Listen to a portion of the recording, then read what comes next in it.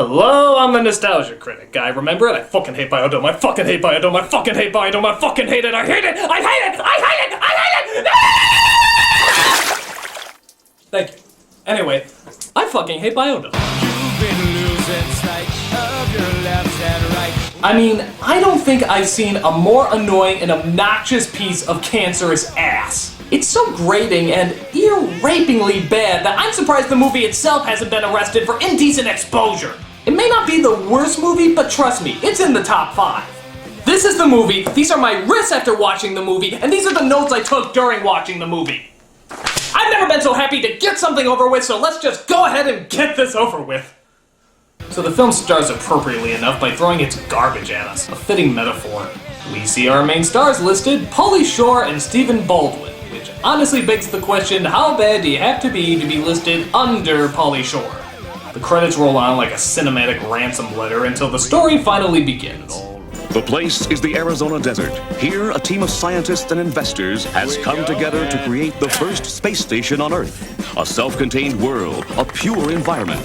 Their mission will be to sustain life for 1 year while living in harmony with nature. They're co-naming it the Really Stupid Experiment. Congratulations, Biodome 5, and good luck. So while that waste of time is going on, we cut to an even bigger waste of time. This playful scamp is named Squirrel, played by the devil's pubic hair himself, Pauly Shore. Paper covers rock to lose a buckwheat. That was the first line. Literally, the first line he says makes me want to lobotomize myself. We have to watch a whole movie with this anus! Now, for those of you who are young and have no idea who Pauly Shore is, good. So Shore is joined by his good buddy Stephen Baldwin, who plays another idiot named Doyle. They live in that wonderful time of the 90s where stupid guys didn't really have to have jobs, and yet somehow they live in relatively nice places. Oh, and they also somehow date really hot chicks as well. Come on, are we really supposed to believe the 90s were like that? Dude, the 90s are like that, man! People like us don't need jobs because we're delightfully quirky! Houses and babes just drop into our laps! But 90s, kid, there's gotta be some reason why lazy morons keep getting good stuff back then. Nope, that's just how we roll. What you see is what you... What was that? Oh, it's probably just my landlord with another eviction notice. And a battering ram. And a sawed-off shotgun. Gotta go! Anyway, back to the review. So Squirrel and Doyle spend most of their time hitting each other with books and explaining why it's smart. I can't believe you cracked those skull just to get out of this. I don't understand. The book fell on him. I mean, well, he fell in the book. They collided. Bullshit. Bullshit. God, it is just like you two to try and weasel out of your responsibilities on Earth Day. Oh, and by the way, yes, that is the lesbian with the funny voice from Chasing Amy. The only thing that gives me hope through all this is that she castrates Pauly Shore and starts making out with the brunette. But I don't think the writers are smart enough to do something so stupid. Well, they're getting better. They're taking yoga.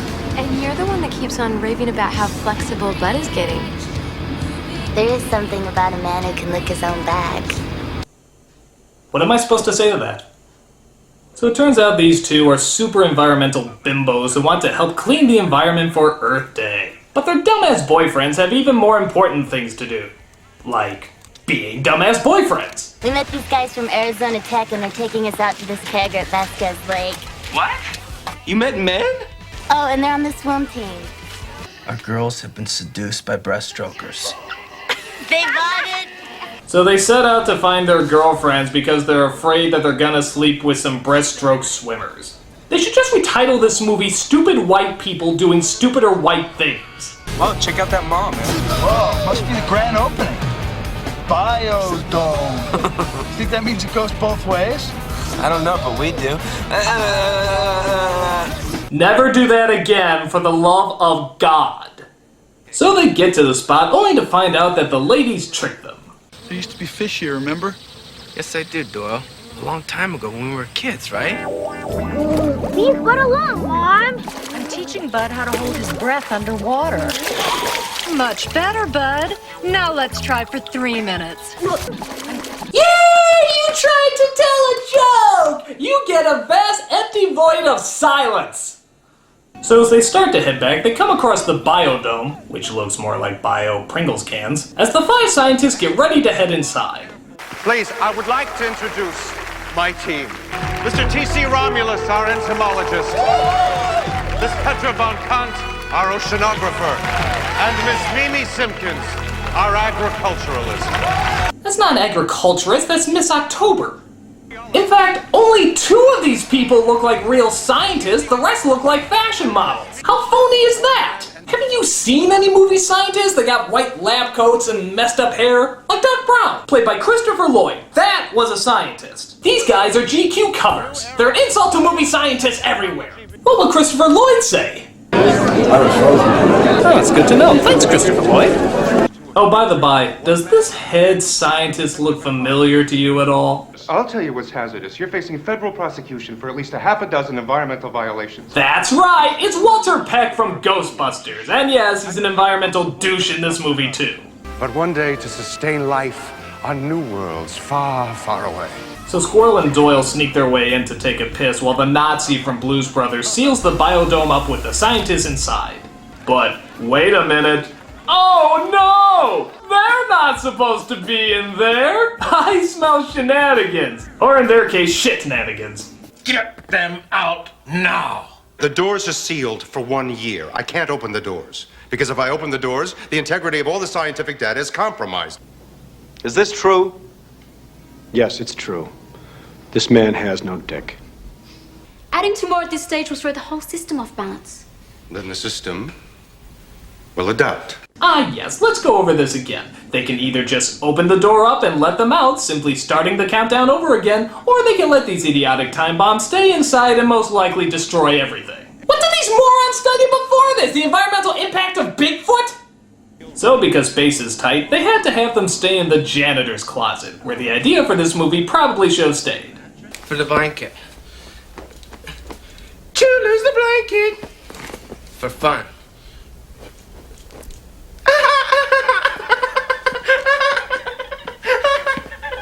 Oh good, I just heard the soundtrack to my night terrors for the next few weeks. But Squirrel and Doyle find they can't just stay confined to one room. So it's raping time!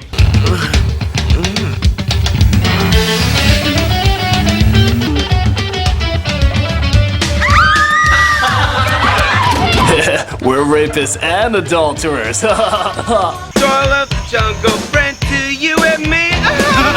So, yeah, the majority of the movie is just these guys acting like douche monkeys as the audience scratches their head trying to figure out what's supposed to be funny about it.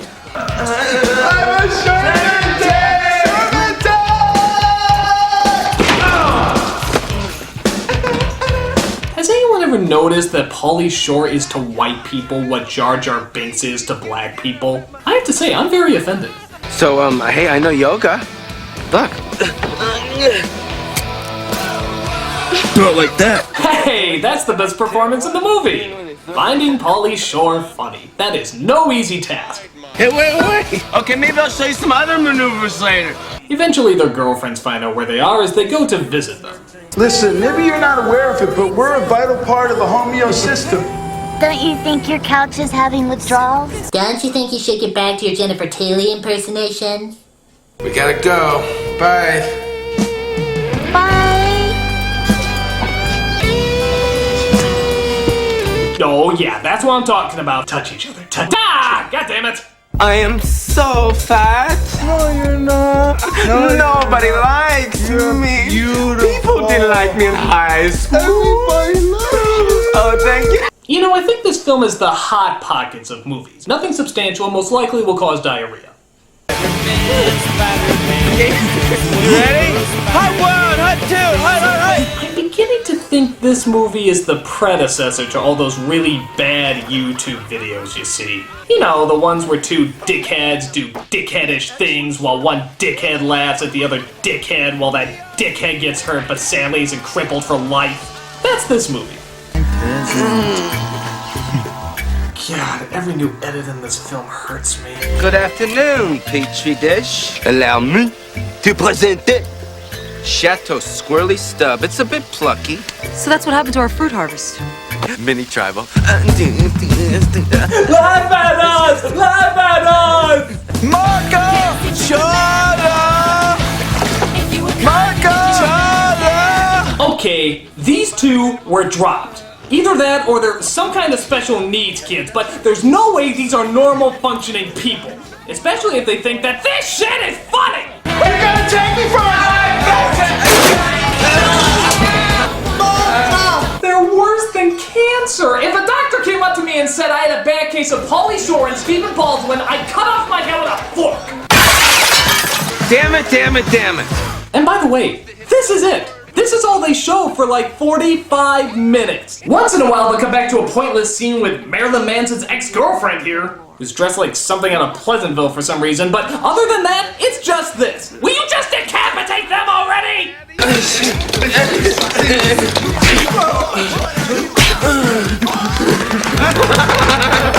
Here's a good idea. Have a point.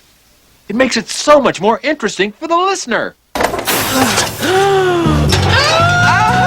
Sweet crispy Jesus, every time one of them speaks, I hear a child being murdered. I'm not kidding. That's seriously what I hear every time one of them talks.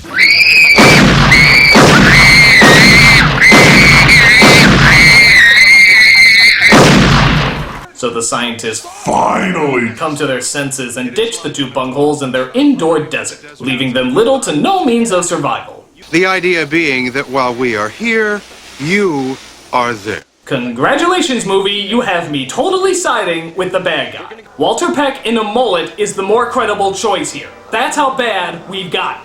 We can't just leave them there.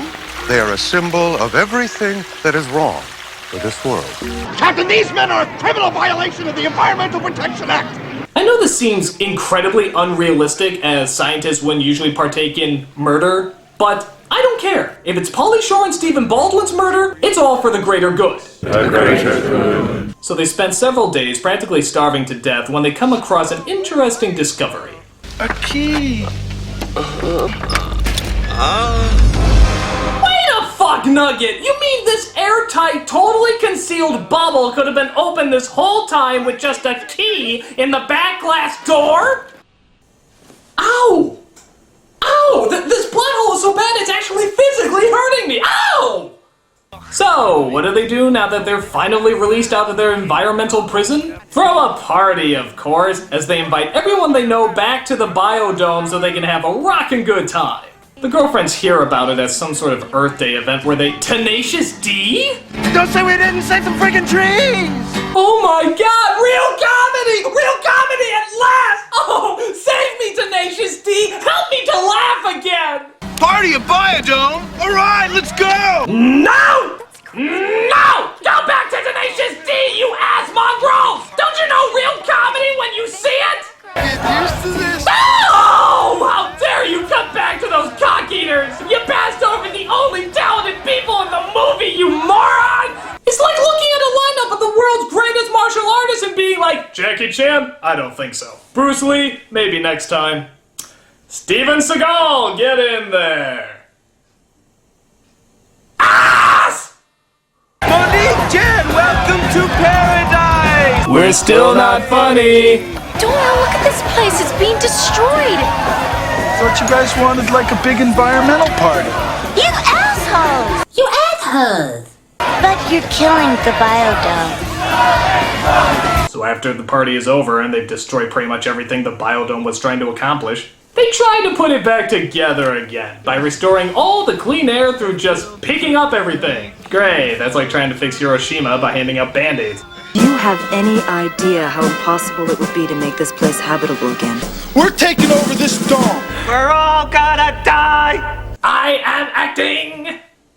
Seriously, this film couldn't get any less funny if they just shot a clown. Back and to the left. A clown. Elsewhere, the infamous Biodome is back in the news.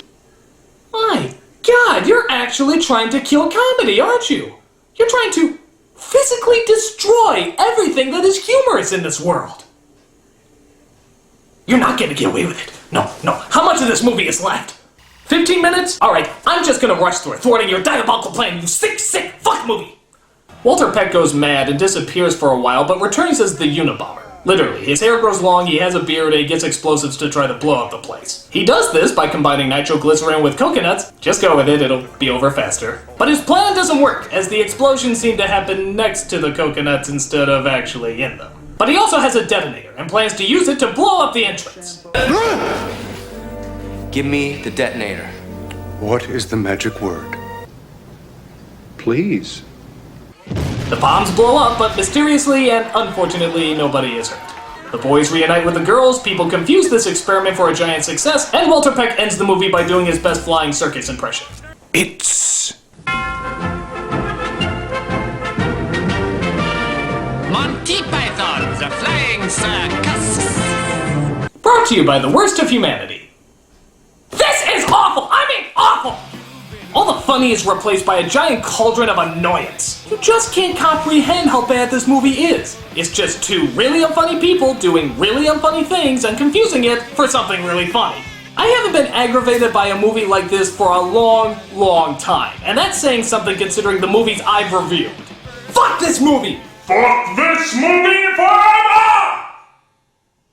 I'm the nostalgia critic.